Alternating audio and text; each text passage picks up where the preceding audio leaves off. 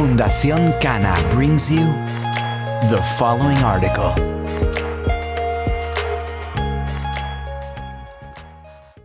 CBD for treating tobacco addiction? By Dr. José Carlos Bouso, psychologist and pharmacologist, ICEERS Foundation, Barcelona, Spain. Although cannabis has long been considered as a drug of abuse, in recent years an increasing number of studies published in the biomedical literature indicate that either the plant itself or some of its compounds may be of use in treating addictions. For example, a recent review sets out the current evidence on the involvement of the endocannabinoid system in modulating addictive behavior, looking at the results of research with animals on the potential role of some cannabinoids in treating psychostimulant addiction. More specifically, there is evidence to indicate that pharmaceuticals that are CB2 receptor agonists may be of use in treating cocaine addiction.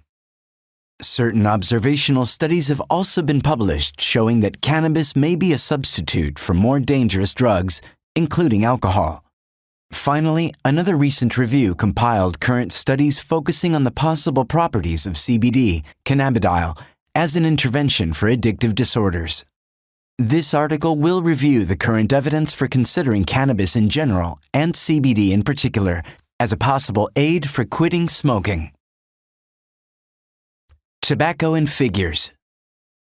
According to a report published in 2014 by the World Health Organization, tobacco smoke contains more than 7,000 chemical substances, of which at least 250 are known to be harmful for health and at least 69 are known to cause cancer.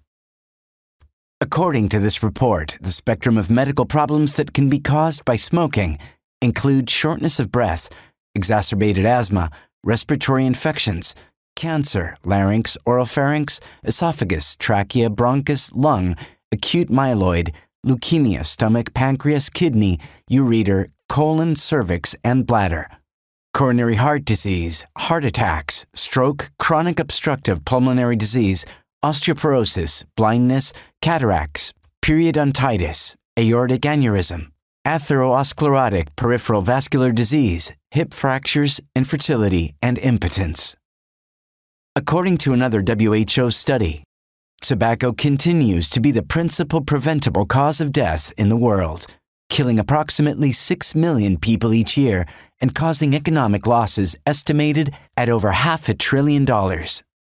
The latest report of the Global Tobacco Surveillance System, which gathers data from 22 countries representing nearly 60% of the world's population, shows that there are approximately 1,300 million smokers in those countries, of whom 205 million had made some attempt to quit smoking in the last 12 months.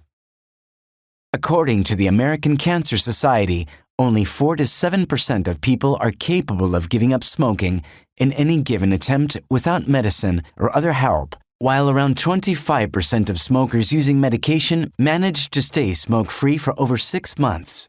Psychological counseling and other types of emotional support can boost success rates higher than medicines alone. Nicotine addiction or tobacco habit. Although the accepted theory on drug addiction appears to be that it is a chronic, often relapsing brain disease that causes compulsive drug seeking and use, causing a deterioration in control of consumption, despite harmful consequences to the addicted individual and to those around him or her, an even larger number of experts are beginning to challenge this view of addiction as a brain disease. At least 2 studies have found that the percentage of people who recover from their addiction throughout their lives is in nearly all cases over 80%. The results of these studies also indicate that tobacco addiction is one of the forms of addiction with the lowest cessation rates. One of the reasons may be the extent to which conventional wisdom in our society ascribes tobacco addiction to the pharmacological effects of nicotine. If attributing addiction to the substance used is a problem for understanding drug addiction in general, in the case of tobacco addiction, it becomes especially paradigmatic. The problem with drug addiction in general and tobacco addiction in particular is that it tends to be attributed to a disorder of the brain caused by a pharmacological agent, when at the base of all addictive behavior, what is actually introduced is a habit.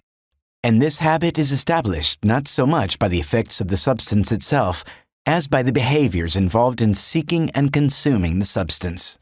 And it is these habits as forms of conduct that are difficult to correct. Indeed, in the specific case of nicotine, it is very difficult to train animal models to be addicted to the substance. And as we have seen, the rates of tobacco cessation by pharmacological means, including patches, gum, and any other nicotine-based pharmaceutical preparation, are distressingly low. Therefore, of all the reasons for which tobacco proves addictive for so many people, the fact that it contains nicotine is probably the least significant. It is precisely the fact that it is a habit which is generally established over a long time, in most cases over several years, that makes it so difficult to correct. As humans, we establish our everyday behavior by means of habits, and the more ingrained a habit is, the more difficult it is to change. This is all the more true insofar as the habit, as in the case of tobacco, offers such versatility that the individual can indulge whenever engaged in animated conversation, in a state of depression, or when waiting for a bus, in short, in nearly every aspect of his or her life except sleep. This versatility and generalization make the habit of smoking especially difficult to correct. Vaping cannabis as an alternative to smoking tobacco. As cannabis users increasingly become aware of the health dangers of smoking, some of them are trying to replace the smoking of cannabis, which involves combustion, with vaping, which does not. Indeed, it is well known that the risks of smoking derive precisely from the combustion of the material smoked rather than the product smoked. Even so, surveys on preferred methods of consumption indicate that the immense majority of cannabis users, more than 90%, still prefer smoking, even though they recognize that vaping is the most effective way of reducing the harm. Even in states like California, whose citizens are famous for their worship of healthy lifestyles, the preferred means of consuming cannabis in medicinal marijuana dispensaries is by smoking, 86.1% of those interviewed, far ahead from vaping, used by 21.8%. These results may be somewhat skewed by the fact that so many of those surveyed started out as tobacco consumers who, when they subsequently began to use cannabis, also preferred to smoke it. It is also well known that many consumers manage to give up smoking not only joints, but also tobacco when they start vaping cannabis. In a recent letter to the journal Addiction, Hindocha et al. Set out a series of examples in which vaping cannabis is accompanied by a reduction in tobacco consumption. According to these researchers, there could be a reason to be optimistic about the potential of vaporizers. If vaporizers can reduce cannabis and tobacco co-administration, the outcome could be a reduction of tobacco use dependence among cannabis users and a resultant reduction in harms associated with cannabis. Indeed, if vaping cannabis becomes commonplace in the future, the next generation of cannabis users might never be exposed to nicotine or tobacco in the first place. Use of CBD in treating the tobacco habit. CBD is in vogue. Whereas in the 1990s, seed companies vied to obtain the strain with the most THC, they are now competing for more narcotic varieties, in other words, those with the highest CBD content. We don't know the reason for this change, whether cannabis consumers have grown tired of such strong highs. THC concentrations in Dutch marijuana have been falling by 22% per year since 2005. Whether it is a result of the industry's marketing campaigns attributing the medicinal effects of cannabis to CBD, whether it simply reflects a market in which consumers want a varied product offering different experiences depending on what they're looking for at any specific time, or whether it is a combination of all of these factors, or even some other reason. One other possible reason is the fashion for CBD oils, which, albeit the labels not stating as much, also contain sufficient quantities of THC to possibly cause a consumer to test positive in a roadside saliva test. Moreover, for reasons we shall not get into here, the legality of these oils is decidedly dubious. The way CBD acts on the endocannabinoid system is not fully understood. Indeed, some articles discuss mechanisms of action that others ignore altogether, and vice versa. Therefore, I will leave it to the readers to search for the action mechanism of CBD. A recent review on the possible role of CBD as an anti-addictive pharmaceutical, quoted above, after appraising this mechanism of action, concludes that CBD has been associated with many neural circuits involved in the acquisition of addiction and subsequent drug-seeking behaviors, making it an interesting pharmacological candidate to treat substance use disorders. Only one study has researched the role of CBD as a treatment for addiction to tobacco smoking. In a pilot clinical study, the effectiveness of CBD was compared against a placebo in treatment of tobacco addiction. A pilot study is one with a small number of subjects used to test a working hypothesis before moving on to a larger, and therefore a more economically costly sample. It was double-blind. Neither researchers nor subjects knew who received what treatment. Randomized. Patients were assigned one or other treatment at random, and placebo-controlled. The active pharmaceutical was compared with an inactive one. 24 subjects were recruited who smoked more than 10 cigarettes per day and who were given an inhaler to be used whenever they felt the urge to smoke. 12 subjects, 6 females, received an inhaler containing CBD, and the other 12, also 6 females, received an inhaler with a placebo. Treatment lasted 1 week. During this time, they recorded their cravings for tobacco and anxiety on a daily basis. A follow-up interview was conducted 21 days after treatment. Following the treatment week, cigarette consumption in the CBD group had fallen to 40%, a significant contrast with the placebo group, but these differences were not kept up after 21 days. Both groups reported the same reduction in craving and anxiety over the 7 days the treatment lasted, but again, by day 21, they had returned to the initial conditions.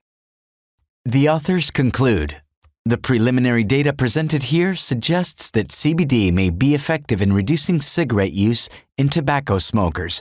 However, larger-scale studies with longer follow-up are warranted to gauge the implications of these findings.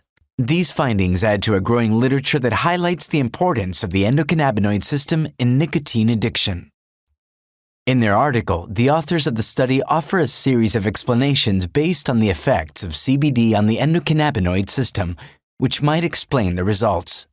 These include the action of CBD on CB1 receptors as a weak reverse agonist and its properties as an inhibitor of the enzyme that breaks down the anandamide, FAAH.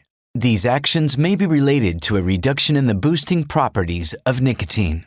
They also offer some speculation on psychological causes, such as the possible action of CBD in reducing attention on contextual cues that may be involved in maintenance of nicotine consumption. However, there are doubts that remain to be clarified. As explained, in this study, reported tobacco craving fell by the same amount in the CBD and placebo groups, as did anxiety levels. These scores were taken once a day, but not after the inhaler was used in response to the desire to smoke a cigarette. It is possible that in general terms, the placebo is capable of reducing the desire for consumption and anxiety since the scores had normalized by the 21-day follow-up assessment, when neither group was using the device.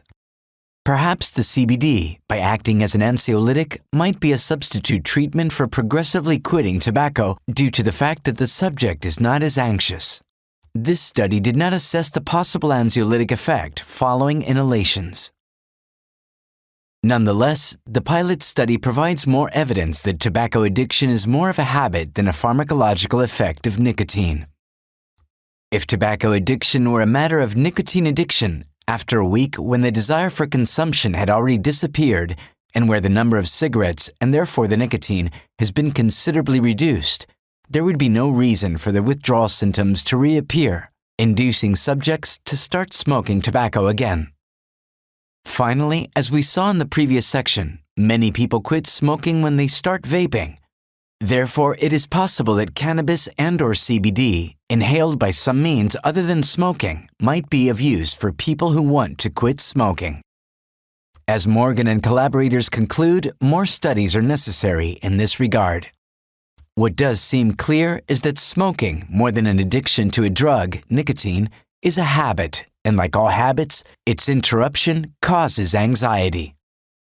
In this regard, replacing tobacco with vaporized cannabis and/or CBD may be a useful substitute measure, although this requires more evidence before it can be confirmed. This article was brought to you by Fundación Cana.